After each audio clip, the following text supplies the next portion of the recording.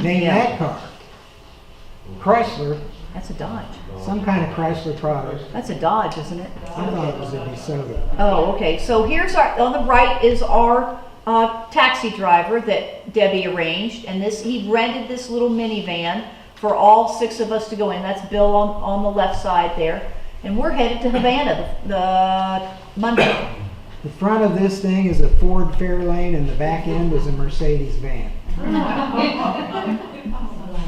Very creative.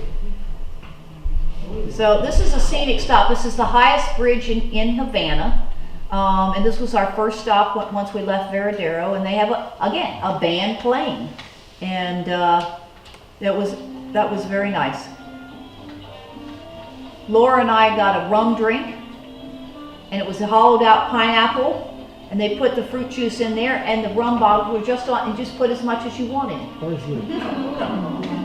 Or two. So as we drove from Veradero to Havana, it's about a 2.5 to 3 hour trip, and the wind started picking up, as you can see as we're driving along the coast. And this is a typical highway in Cuba. Well, this is a very advanced highway, 4 lanes between 2 major cities. True. Yeah. When you see a highway, it can go. This is in Havana. Taxi stand. We don't need to name all these, just enjoy. Okay, this is study work rifle, and the guys portrayed are Fidel Castro on the left, Camilo Cienfuegos in the middle, and Che Guevara. Sorry, I was having a hard time getting my mouth around it. So this is the graffiti that you see. That's Che there with Bill and Laura on the right and our taxi driver on the left. And in Cuba there's a lot of art, and this particular piece is a tribute to the barbers and hairdressers of the world by an artist, a Cuban artist, Alberto Matamoros. And that statue in the back there was it was being refurbished. I just thought it was neat. So typical street here in old Havana, and this is the historical district, the Morro Castle, and it's guarding the entrance of the Havana Bay. Morro Castle, there's one Right in front of the Morro, there's cannons they've got around. I just like the horse. They use cannons for lots of things, and this one is to block the vehicles from going on the streets. This is in Cathedral Square in Old Havana, started in 1947. In the beginning of communism, religion was banned, but the people demanded to have it come back, and so this is one of the ones they don't pay back. So this is Christ of Havana, a sculpture overlooking the Havana and the harbor, and this is where Hemingway would go for a drink, the very famous bar, and Bruce is standing by the wall where people sign their names. So Bruce, where's your name? Point it out. I did not sign. Oh, another band on the street. You know, lots of music. Bruce enjoying our stop in Old Havana. This is another art piece, and this is actually the Bronze Rooster was put in place in 2012 by a Cuban artist, Roberto Fabelon, and that's in the old plaza. And then we went for lunch. This is the place that the taxi driver took us. Now, Paladar is called Dona Carmela Restaurant, and we ate under the limbs of the trees. It was very pleasant.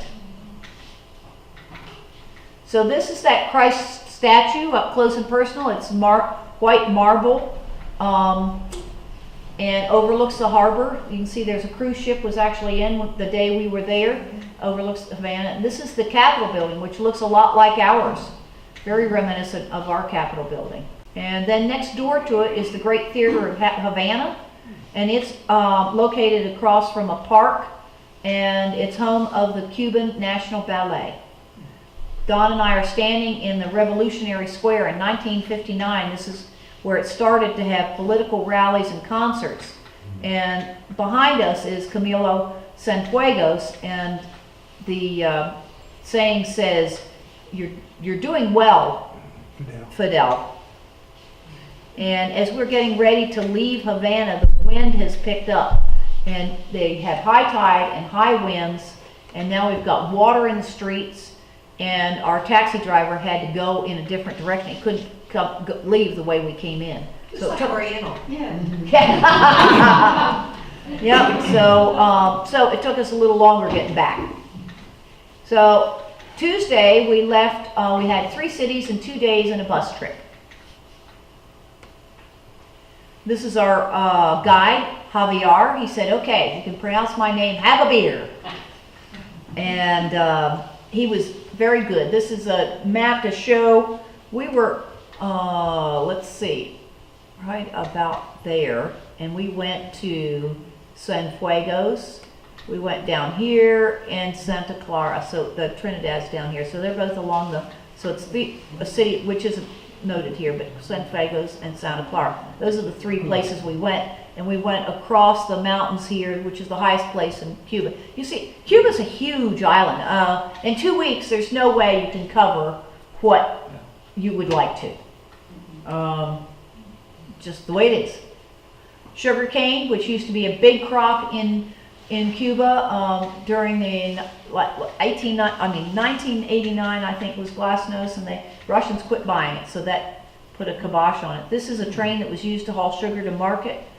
That says, "Here is the command of Fidel in the combats of Gueron Beach." So the only billboards you will see there are propaganda ones. There is no advertisement anywhere ever. Only this. Just along the road. I love the tires. And this one says, "For revolution and socialism, long live the workers." Cienfuegos.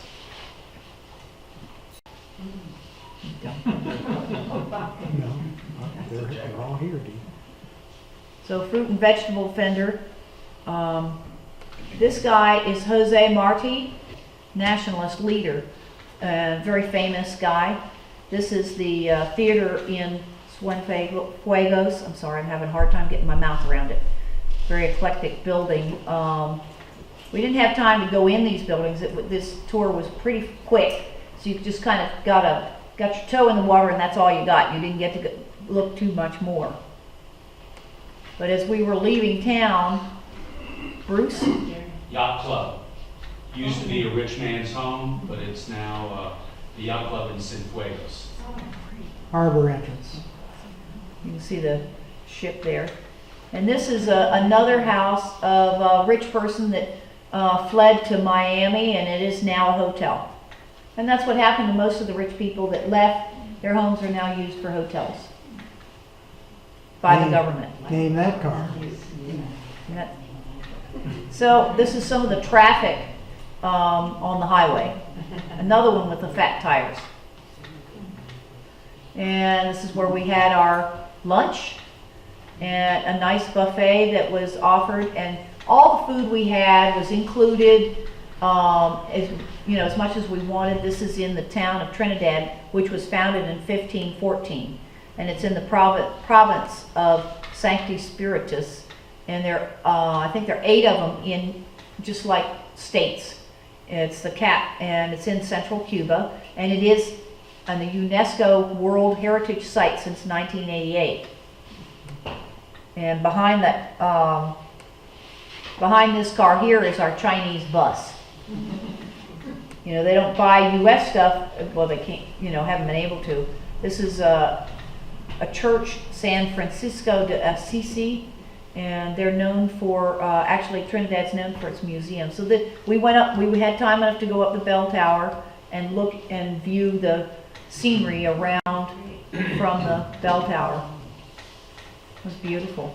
And then down in the square, just down from the church, come right out, and this is what you see, and more music there in the background. The guys are playing guitars, and cobbled streets, the original ones from the colonial times.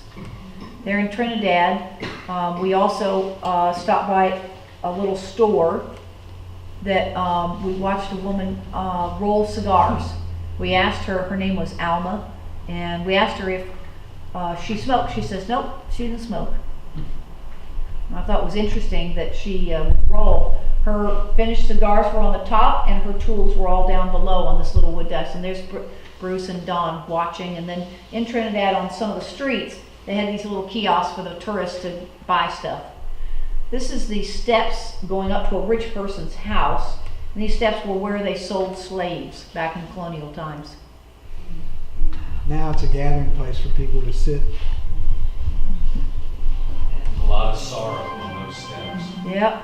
So then we stopped at a bar, Casa de la Trova. Again, listened to more music and had mojitos, which is a typical Cuban drink with mint in it.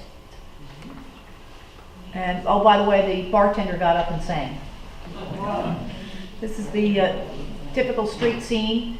And this is the place. This is where we stayed for the evening. That's actually where Bruce stayed because we had one night out. This is showing where. Okay, so there's Trinidad. And and the following day, we go up into the mountains to do a jungle hike, and here's Cienfuegos. So this is the bus goes down along here to Trinidad, and then we go up into the mountain to get to the hotel where we stayed for the night. Trinidad was founded in 1515. And that was Bruce's room. That was Bruce's room, that's our little hotel, and this is our room. So I thought they were really cute with these little so here's, again, our food, and it was all buffet, eat what you want, and it was all very good. Very surprised with the quality. So going up for the jungle walk, we had to take this Russian 4x4 because the switchbacks were way too steep for the buses and too tight for the buses to go. So we had to use the Russian 4x4s to get in there. And it was cold. We were glad we had stopped at a little fruit stand. Everybody can get, buy whatever fruits they want to, mostly fruits. This is Indian bananas. Never had an Indian banana before. Kind of rosy, as you can see in the color. And then when you open it up, it's pink on the inside, kind of rosy, and it's very delicious. Slightly different flavor than a regular banana and sweeter. So just the countryside as we're going up into the top of the hills, into the top of the Park Guayanara. Our guide is Alex. And very knowledgeable young man who knew oodles about all the, I could go on and on about all the stuff he told us about the flora and fauna there. This is a coffee plant, and they're grown in the understory of the jungle because they like a little bit of shade. And then this shows you the kind of path we were on. Well trod. Lots of people take it. It's a known jungle hike, but we head to the waterfall. This is in the dry season, and there's Alex talking to Bruce and Don. In the wet season, that water comes from higher up, almost 200 feet. So a lot more water. So then there's the Rambo hike. And so those people that are tough, we didn't know about it ahead of time, so we didn't bring a bathing suit or water shoes or anything, but these people did know about it. And so they did the hike up the river, and we took the dry route, crossing another bridge. So the state tree of Cuba is the royal palm, and the green roots of that can be used to help with diabetes. So we stuck our feet in Laura and I stuck our feet in the water, and Show the water line. The water is quite clear. And if you look right along here, there's the water line. You can hardly tell that the water is even there, but it is. Right there's the water line. But the fish just they tickle you to death. They're really funny. So another meal, because you get fed the whole time. And we get in line. Don's got his drink. You always get a rum drink first. So the reason we're going to Santa Clara is to go to the mausoleum and memorial of Ernesto Che Guevara. He's actually an Argentinian. He was a doctor. He was a doctor by the time he was 25, and he was also a writer and a journalist. And he met Fidel in Mexico, and then the rest of his life he spent helping other people, other countries. another propaganda sign. Yeah, a victory forever. Yeah. Just going along the highway and you'd see these carts. Guys, some of them had oxen. This is as the bus is going, so a lot of the pictures weren't crisp. So the following day, we got back and Bruce and I went to the art market. And this is where, if you look on the table up here, there's a leather pouch, leather fanny pack, and I bought that leather fanny pack at the art market and went and looked in the different kiosks. This is all, it's a big area where all the artists come to sell their wares. And there's Henry, the guy. This is Henry, speaks English like a New Yorker, so fast. Oh my gosh! I said, Henry, how'd you learn your English? He said, well, I have cousins in Miami and I watch TV and movies. I went, really? So we went to the Havana Club for rum tastings because we like rum. We tasted rum around the Caribbean and did the same thing here. We had a good time. And this is in the shop itself. They let you try, and then we could buy what we wanted. So back at the farmers market, another day, another Sunday. Sunday morning is when they have the farmers markets. More boar's head. There you go. Another way. What do they do with the boar's heads? They They actually them to sell them for $5. And what do you make with them? people. You make something called souse. My mother used to do Oh, that. like head cheese, like the Germans Head do. cheese. Yeah. There's lots of good stuff. Brains are really tasty. I don't know, we didn't try it, but this guy right here, I asked him in my, if it was spicy because it was smoked, and I thought, well, maybe I couldn't eat it because it was too smoked. He just hacked off a piece and gave it to me, and I ate it right there. It was delicious. Okay, I'll take 3. Yeah. So a little over $3, and we had 3 pork chops. Wow. It was excellent. I wish I'd bought more. So these are all, the following scenes are all scenes from in the farmer's market. They, the way they display the stuff. And Were those grains? I see. yeah, they were corn and beans, yes. Those are papayas on the left. They're huge, honking huge. And black beans, lots of black. And those are garlics in the background there, right up there in those bottles. You gotta be quick. Bolibonga. This is another Paladar that just started. Husband and wife run it, and Debbie introduced us to it. They don't even have a sign up yet, and that's where we got the spare ribs. We ate there about 3 times for $1.80 for a little pile of spare ribs. That's why we went there, to They try and also support had it. a really good chicken sandwich. Oh yeah, that's right, they did. Yeah. And the restaurant's named after a traditional little round pastry that tastes like paste. Bolibonga, made with plantains. So this is what our marina looked like where we stayed, Darsena. From the street. From the street, this is what you'd see if you drove up. And in the background, you can see the mass of the boats in there. There weren't a lot of boats, plenty of room, lots of room.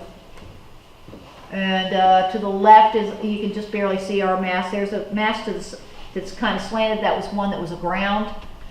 The restaurant there, I didn't eat there, but Bruce and Don did because I got sick at the end and they left. So Bill and Laura on Second Wind decided they wanted to leave early. And these are the officials saying goodbye and shoving them off at 5 o'clock in the afternoon, and they're headed back to Key West. Takes paperwork to arrive and paperwork to leave. So just to show you, this is not, they're not, they don't do repairs there. This is probably built in the late 50s. But, actually, they were gonna take the slip on the next side over, but there weren't enough cleats for them to get. So we told them to take the next one over where I could find some good cleats. So here we are leaving Cuba. This is the entry going out. You can see the red and green marks. They work. There's one here and here, looking back where we had just left from. Bruce, he looks pretty happy from having been in Cuba. He's a happy camper. And that's that evening, and there's the sunset. We're sailing past. See all our charts there? Have a little bit of everything. Now, there's Bruce. He's tired. He's hit his little nest. Here we are coming into Key West. One of the schooners going by. Our first sight of the U.S. And then we have to clear customs. This is at the airport in Key West. We had the option of going downtown or here. And what Don did to begin with was call on the phone to get a number, and then he recommended coming to the airport rather than downtown. And he said, because the customs agents downtown will oftentimes be at the cruise ships, and you'll have to wait for hours. You might as well go to the airport because they have to be there.